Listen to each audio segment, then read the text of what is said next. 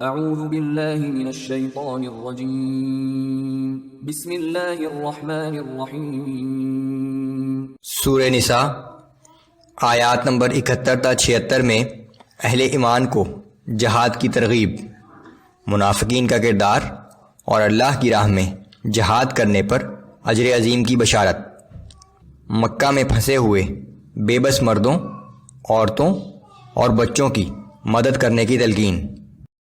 اعوذ باللہ من الشیطان الرجیم یا ایہا الذین آمنوا خذوا حذرکم فانفروا ثبات او انفروا جمیعا۔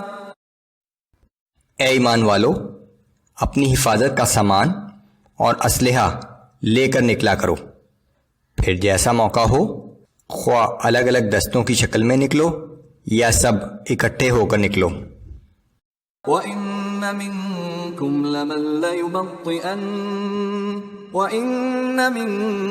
لَمَن لَيُبَطِّئَنَّ فَإِنْ أَصَابَتْكُمْ مُصِيبَةٌ قَالَ قَدْ أَنْعَمَ اللَّهُ عَلَيَّ إِذْ لَمْ أَكُنْ مَعَهُمْ شَهِيدًا۔ اور بے شک تم میں سے بعض لوگ ایسے بھی ہیں جو نکلنے میں جان بوجھ کر دیر لگاتے ہیں، پھر اگر جنگ میں تمہیں کوئی مصیبت پیش آ جائے تو کہتا ہے کہ بے شک اللہ نے مجھ پر بڑا ہی فضل کیا کہ میں ان مجاہدین کے ہمراہ مارکے میں موجود نہ تھا۔ وَلَئِنْ أَصَابَكُمْ فَضْلٌ مِّنَ اللَّهِ لَيَقُولَنَّ كَأَن لَّمْ تَكُن بَيْنَكُمْ وَبَيْنَهُ مَوَدَّةٌ يَا لَيْتَنِي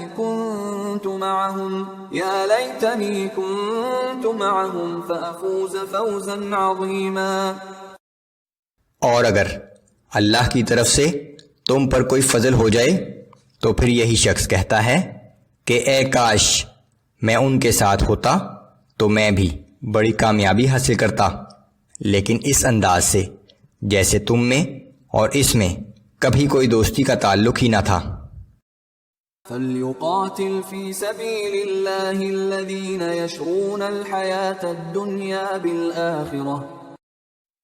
بس جو مخلص مسلمان اپنی دنیا کی زندگی آخرت کے عوض فروخت کر چکے ہیں، انہیں اللہ کی راہ میں جہاد کرنا چاہیے۔ وَمَن يُقَاتِلْ فِي سَبِيلِ اللَّهِ فَيُقْتَلْ أَوْ يَغْلِبْ فَسَوْفَ نُؤْتِيهِ أَجْرًا عَظِيمًا۔ اور جو شخص اللہ کی راہ میں جہاد کرے گا، پھر خواہ وہ خود قتل ہو جائے یا غلبہ حاصل کر لے، بہرحال ہم اسے اجر عظیم عطا فرمائیں گے۔ وَمَا لَكُمْ لَا تُقَاتِلُونَ فِي سَبِيلِ اللَّهِ وَالْمُسْتَضْعَفِينَ مِنَ الرِّجَالِ وَالنِّسَاءِ وَالْوِلْدَانِ